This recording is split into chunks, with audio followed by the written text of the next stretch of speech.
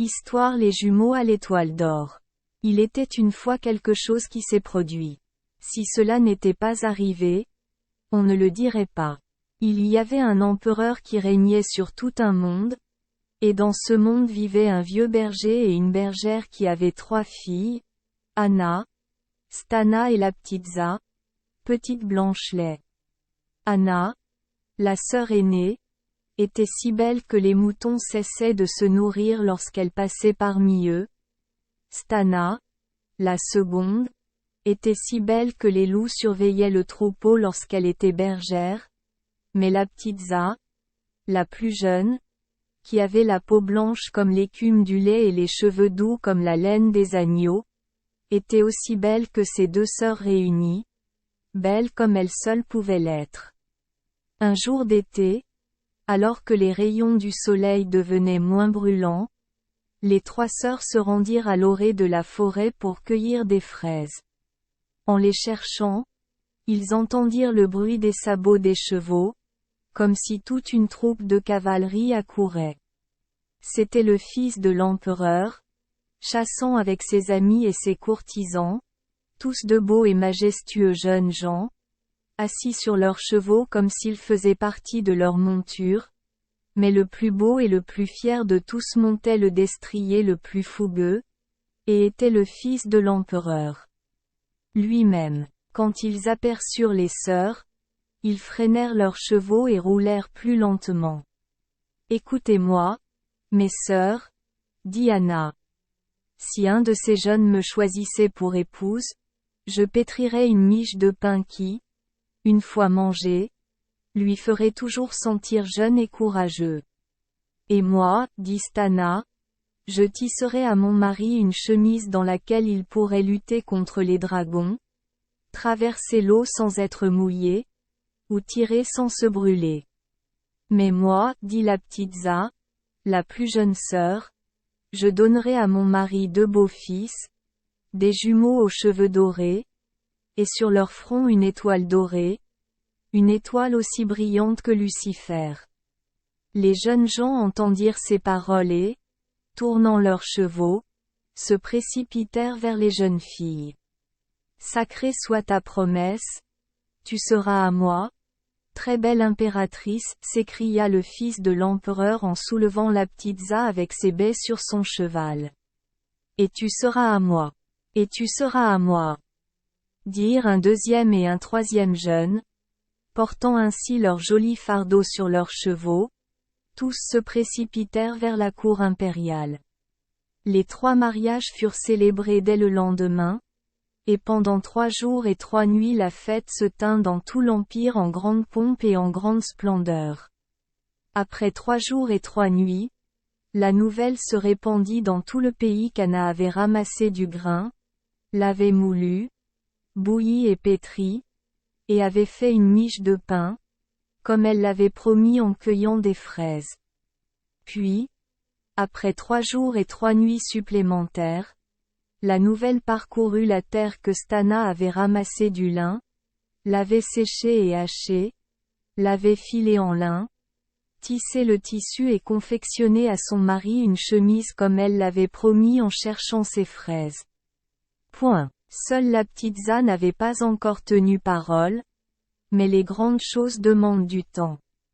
7 semaines plus tard, à compter du jour du mariage, le fils de l'empereur, devenu empereur, se présenta devant ses vaillants compagnons et les autres courtisans avec un visage très joyeux, et d'une voix beaucoup plus douce que jamais il leur informa que désormais il ne devrait plus quitter la cour pendant longtemps. Son cœur le poussait à rester nuit et jour auprès de sa femme. Ainsi, le monde, le pays et l'empire tout entier se sont réjouis dans l'attente de voir quelque chose de jamais vu auparavant. Mais beaucoup de choses se produisent dans ce monde, parmi lesquelles beaucoup de bonnes et beaucoup de mauvaises. L'empereur avait une belle-mère qui avait amené avec elle au palais une fille de son premier mari, une fille aux beaux cheveux. Mais malheur à ceux qui entretiennent de telles relations. La belle-mère avait voulu que sa fille devienne l'épouse de l'empereur et l'impératrice de tout le pays, au lieu de la petite Blanchelet, la fille du berger. Elle détermina donc que si les choses se déroulaient comme la petite Zah l'avait promis, l'empereur et le monde devraient croire que cela ne s'était pas produit selon la prédiction. Mais la belle-mère ne put réaliser son projet, car l'empereur restait jour et nuit avec sa femme. Pourtant, elle pensait que peu à peu, en la cajolant et en rusant, elle pourrait se débarrasser de lui, et qu'alors la petite Zah serait laissée à sa garde et qu'elle pourvoirait à tout. Mais elle ne parvenait pas à se débarrasser de l'empereur au moyen de quelques paroles cajolantes. Le vent les a emportés et tous ces appareils étaient inutiles. Le temps passait, le jour de l'accomplissement de la promesse de la petite Zah approchait, et l'empereur ne quittait toujours pas sa femme. Lorsque la belle-mère vit qu'aucun complot n'aboutissait, elle eut le sentiment qu'une pierre pesait sur son cœur et envoya un message à son frère, dont le royaume était tout proche, pour lui demander de venir avec ses soldats et de convoquer l'empereur à une guerre. C'était un plan intelligent et, comme on le verra, qui n'a pas échoué. L'empereur bondit en l'air de colère lorsqu'il apprit que des soldats hostiles étaient en marche pour attaquer son pays et que quelque chose qui ne s'était pas produit depuis longtemps allait se produire. Une bataille terrible, une bataille entre deux empereurs. Le jeune mari a vu qu'il n'y avait aucune aide pour cela, il devait faire ce qu'il fallait faire. Ainsi en est-il des empereurs. Peu importe à quel point ils souhaitent protéger leurs femmes, s'ils entendent parler de guerre, leur cœur bondit dans leur corps, leur cerveau enfle presque jusqu'à éclater, leurs yeux s'obscurcissent, et laissant femmes et enfants aux soins de Dieu, ils se précipitent comme le levant au combat. L'empereur partit au premier signe de péril, se déplaça aussi rapidement qu'un jugement de Dieu, combattit comme lui seul pouvait se battre, et à l'aube du matin du troisième jour il était de retour à la cour impériale, le cœur apaisé par la bataille. Mais plein d'un désir insatisfait de savoir ce qui s'était passé pendant son absence. Et, ceci était arrivé. Juste à l'aube du matin du troisième jour, alors que les étoiles pâlissaient dans le ciel et que l'empereur n'était qu'à 3 pas de la porte du palais, le don du Seigneur descendit sur la terre et la promesse de la petite Zah s'accomplit. 2 belles des princes jumeaux, exactement pareils, chacun avec des cheveux dorés et une étoile dorée sur le front. Mais le monde ne devait pas les voir. La belle-mère, aussi méchante que ses pensées, mit en hâte 2 chiots à la place des beaux jumeaux, et enterra les enfants aux cheveux d'or dans un coin du palais, juste sous les fenêtres de l'empereur. Lorsque le monarque entra dans le palais, il ne vit et n'entendit rien, sauf les 2 chiots que la belle-mère avait mis à la place des jumeaux. Aucun mot n'a été gaspillé. L'empereur a vu de ses propres yeux, et cela suffisait. La petite Zah n'avait pas tenu sa promesse et il n'y avait rien d'autre à faire que de lui infliger sa punition. Il ne pouvait s'en empêcher et, bien que son propre cœur fût déchiré, ordonna que l'impératrice soit enterrée jusqu'à sa poitrine dans la terre et qu'elle reste ainsi devant les yeux du monde, en signe de ce qui est arrivé à ceux qui ont tenté de tromper un empereur. Le lendemain, le souhait de la belle-mère s'est exaucé. L'empereur se maria une seconde fois et les festivités durent à nouveau 3 jours et 3 nuits. Mais la bénédiction de Dieu ne repose pas sur des actes injustes. Les 2 princes ne trouvèrent aucun repos sur terre. 2 beaux trembles poussèrent là où ils étaient enterrés, mais lorsque la belle-mère les vit, elle ordonna de les arracher par les racines. L'empereur dit cependant, « Laissez-les pousser, j'aime les voir devant la fenêtre.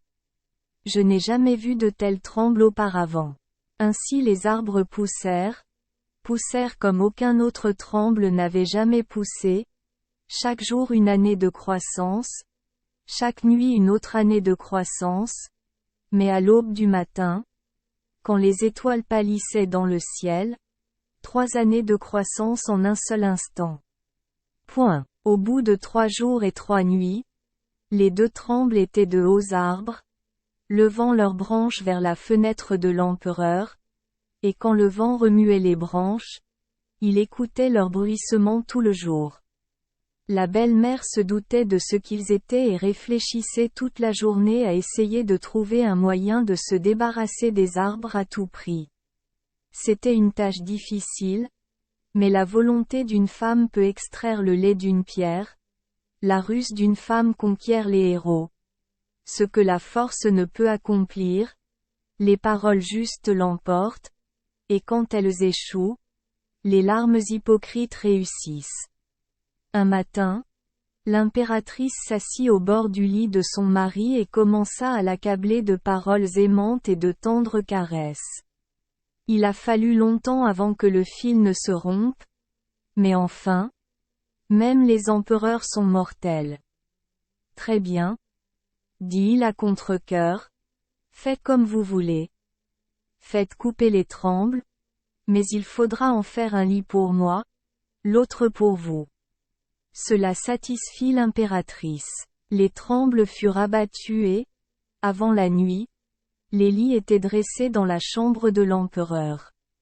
Lorsqu'il se couchait, il avait l'impression d'être devenu 100 fois plus lourd, et pourtant il ne s'était jamais aussi bien reposé, mais il sembla à l'impératrice qu'elle était allongée sur des épines et des orties, de sorte qu'elle ne pouvait pas dormir de la nuit.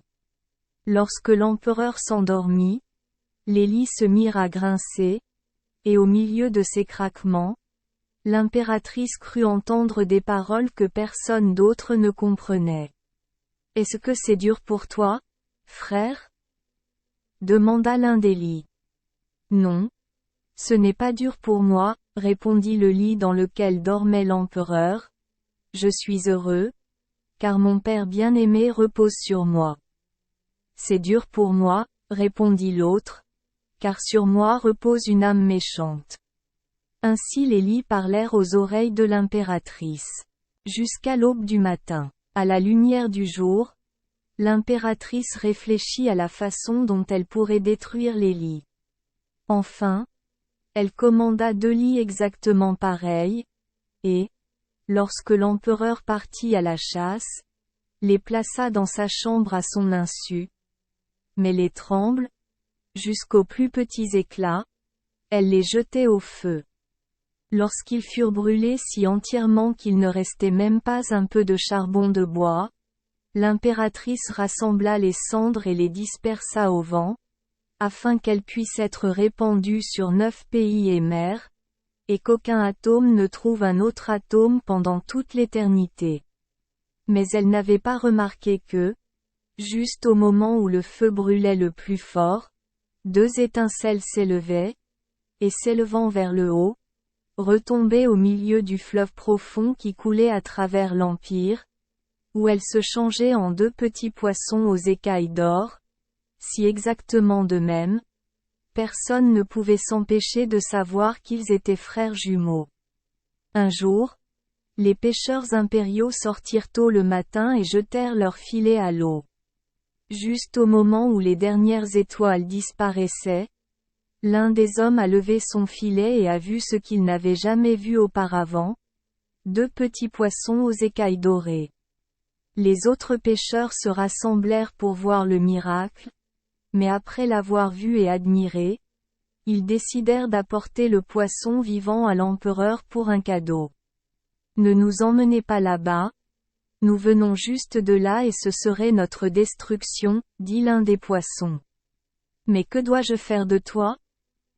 demanda le pêcheur. « Va cueillir la rosée des feuilles, nageons dedans, mets-nous au soleil, et ne reviens pas avant que les rayons du soleil n'aient séché la rosée, » dit le deuxième petit poisson. Le pêcheur fit ce qu'on lui disait, récolta la rosée des feuilles, y mit les petits poissons, les plaça au soleil, et ne revint que lorsque la rosée fut entièrement séchée. Mais que s'était-il passé? Qu'est-ce qu'il a vu? 2 garçons, de beaux princes aux cheveux dorés et une étoile dorée sur le front, si semblables que quiconque les voyait ne pouvait s'empêcher de savoir qu'ils étaient frères jumeaux. Les enfants ont grandi très rapidement. Chaque jour suffit pour 1 an, et chaque nuit pour une année supplémentaire, mais à l'aube du matin, lorsque les étoiles pâlissent dans le ciel, cela suffit pour 3 ans en un seul instant. En outre, ils ont grandi comme aucun autre enfant n'avait grandi, 3 fois plus vite en âge, en force et en sagesse. Après 3 jours et 3 nuits, ils étaient âgés de 12 ans, 24 en force et 36 en sagesse. Maintenant, allons chez notre père, dit l'un des princes au pêcheur. Le pêcheur habillait les garçons de beaux vêtements et confectionnait à chacun un bonnet en peau d'agneau, que les garçons mettaient bas sur leur visage, afin que personne ne puisse voir leurs cheveux d'or et l'étoile d'or sur leur front, puis il emmena les princes au palais impérial. Il faisait grand jour quand ils arrivèrent. Nous voulons parler à l'empereur, dit l'un des princes aux gardes qui se tenaient armés à la porte du palais. Cela n'est pas possible. Il est à table, répondit le soldat. Juste parce qu'il est à table, dit le second prince en franchissant la porte. Les gardes accoururent et essayèrent de chasser les garçons de la cour, mais les garçons leur glissèrent entre les doigts comme du mercure. 3 pas en avant, 3 en avant, et ils se trouvaient devant la grande salle, où l'empereur dînait avec toute sa cour. Nous voulons entrer, dit sèchement l'un des princes aux domestiques qui se tenaient à la porte. Cela n'est pas possible, répondit l'un des laquais. En effet, nous verrons si cela est réalisable ou non, s'écria l'autre prince en repoussant les hommes à droite et à gauche. Mais il y avait beaucoup de laquais et seulement 2 princes. Un tumulte s'élevèrent à l'extérieur et résonnèrent dans tout le palais. Que se passe-t-il là-bas? Demanda l'empereur avec colère. Les princes s'arrêtèrent en entendant la voix de leur père. 2 garçons tentent d'entrer de force, dit un serviteur en s'approchant de l'empereur. Par la force? Qui cherche à entrer de force dans mon palais? Qui sont ces garçons? S'écria l'empereur dans le même souffle. Nous ne le savons pas, Votre Majesté, répondit le laquais, mais il doit y avoir quelque chose d'inhabituel chez eux, car les gars sont aussi forts que de jeunes lions, ils ont maîtrisé la garde à la porte et nous ont donné beaucoup à faire. D'ailleurs, ils sont fiers, ils ne retirent pas leur casquette de leur tête. L'empereur rougit de rage. Jetez-les, ils pleurent. Placez les chiens sur eux. C'est pas grave. Nous y allons, dirent les princes en pleurant à cause de ces paroles dures, en redescendant les marches. Alors qu'ils atteignaient la porte, ils furent arrêtés par un domestique, essoufflés d'avoir couru pour les rejoindre. L'empereur t'a ordonné de revenir, l'impératrice veut te voir. Les princes hésitèrent, puis se tournèrent, montèrent les escaliers, et toujours la casquette sur la tête se présentèrent devant l'empereur. Il y avait là une table longue et large, à laquelle étaient assis tous les invités impériaux. En tête était l'empereur, et à côté de lui l'impératrice, allongée sur 12 coussins de soie. À l'entrée des princes, un de ces 12 coussins tomba au sol, il n'en resta plus que 11 sous la dame royale. Enlevez vos casquettes, s'écria un courtisan. Porter la tête couverte est un signe de rang parmi les hommes. Nous souhaitons être ce que nous sommes. Pourquoi oui? S'exclama l'empereur, adouci par les paroles musicales qui tombaient des lèvres des garçons. Reste ce que tu es? Mais qui es-tu? D'où viens-tu et que veux-tu? Nous sommes frères jumeaux, membres d'une famille brisée en deux, moitié sur terre, moitié en bout de table. Nous venons d'où nous sommes partis et sommes arrivés là d'où nous sommes venus. Nous avons eu un long voyage. voyage, avons parlé dans les soupirs du vent, donné une voix au bois, chanté dans les ondulations de l'eau, mais maintenant nous souhaitons chanter en langage humain une chanson que vous connaissez sans la connaître. Un deuxième coussin tomba dessous l'impératrice. Laissez-les rentrer chez eux avec leurs bêtises, dit-elle à son mari. Oh! Non. Qu'ils chantent, répondit l'empereur. Vous vouliez seulement les voir, mais je souhaite les entendre. Chanter? Les garçons. L'impératrice se tut et les princes se mirent à chanter l'histoire de leur vie. Il était une fois un empereur. Commencèrent-ils? Et un troisième coussin tomba de dessous l'impératrice. Lorsqu'ils racontèrent le départ de l'empereur à la guerre, 3 coussins tombèrent à la fois, et quand les princes eurent fini leur chant, il n'en resta plus un seul. Mais lorsqu'ils ôtèrent leurs casquettes et montrèrent leurs cheveux d'or et l'étoile d'or sur leur front, les invités, les courtisans et l'empereur fermèrent les yeux, pour ne pas être éblouis par tant de rayonnement. Ensuite, ce qui aurait dû être dès le début s'est produit. La petitza était assise au bout de la table à côté de son mari, mais la fille de la belle-mère était la plus humble servante du palais, et la méchante belle-mère était attachée à la queue d'une jument sauvage et traînée 7 fois autour de la terre. Afin que le monde entier sache et n'oublie jamais que quiconque projette le mal finit mal. Merci les enfants des Esperluette Croisillon 39. Avoir écouté des contes de fées au jour Esperluette Croisillon 39. 8. Espérons que les histoires apporteront aux enfants des moments heureux et significatifs. Si vous aimez notre chaîne, veuillez appuyer sur le bouton S Esperluette Croisillon 39. Abonner, pour ne manquer aucune histoire intéressante. Je vous souhaite une bonne nuit de sommeil et de beaux rêves. Rendez-vous dans la prochaine histoire.